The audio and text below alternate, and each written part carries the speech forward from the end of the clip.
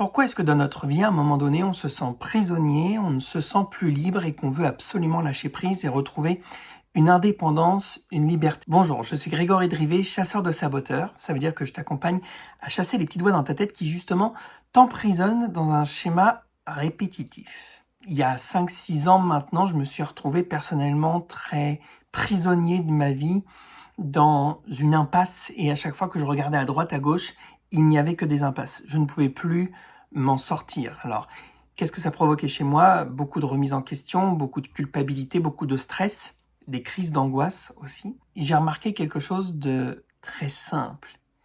Tout ce que j'avais construit ces 20 dernières années m'avait amené à cette impasse. Déjà, arrêtons-nous sur ce mot qui est incroyable, construire sa vie. On nous répète tellement dans notre enfance, éducation, prof, travail, peu importe, conseillère d'orientation, qu'on doit construire par an notre vie, qu'on n'arrive pas et qu'on ne sait pas détruire certaines parties de notre vie pour les reconstruire. On a l'impression que ça va être un empilement un peu comme un mur de maison et qu'on doit garder les différents étages du dessous.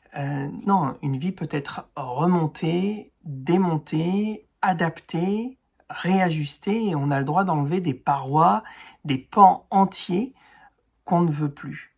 Le fait de s'obliger à construire toujours sa vie, je crois, nous impose inconsciemment de ne jamais rien lâcher derrière nous, en fait. Alors, on accumule ce que j'appelle des petits arrangements tout au long de notre vie qui ne nous ressemblent pas vraiment. Par exemple, j'ai pas choisi les études supérieures que j'ai fait. J'ai absolument pas choisi le premier boulot et le secteur d'activité dans lequel je suis tombé. J'ai pris le premier qui se proposait à moi pour avoir un CDI. C'est à partir du moment où j'ai commencé à choisir véritablement ce que je voulais que je me suis rendu compte que ces petits arrangements, c'était comme une armoire en fait, où j'avais fourré depuis que j'étais tout petit un tas d'affaires et que j'essayais de ranger sans rien jeter. T'imagines ton armoire si depuis l'âge de 3 ans, tu n'avais rien jeté? Déjà, regarde ton armoire peut-être, à mon avis. On peut peut-être faire un petit peu de tri. Et d'ailleurs, tu sais que le tri fait du bien à notre être. On le sait, quand on fait un grand ménage, un grand nettoyage de printemps, on se sent mieux. Quand on vide son esprit et qu'on met au clair sur une feuille, on va aussi beaucoup mieux. C'est la même chose avec nos petits arrangements. Quels sont les petits arrangements que tu as faits ces dernières années et qui te pourrissent la vie dans tes relations?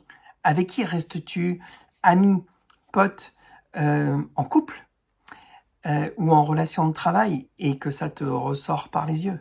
Qu'est-ce que tu as fait comme compromis dans ta maison, dans ton environnement matériel et qui te ressort par les yeux? Quel compromis t'as fait chez toi, sur toi, pour ta santé, ton poids, ton corps, ton esprit, ta spiritualité et que tu payes au quotidien? Il est temps de faire un grand ménage et je t'invite à me dire en commentaire par quoi tu commences. Bien sûr, si tu as aimé cette vidéo, je t'invite à la partager à quelqu'un qui en a besoin et puis abonne-toi sur mon compte parce que régulièrement, je te lâche des pépites comme ça.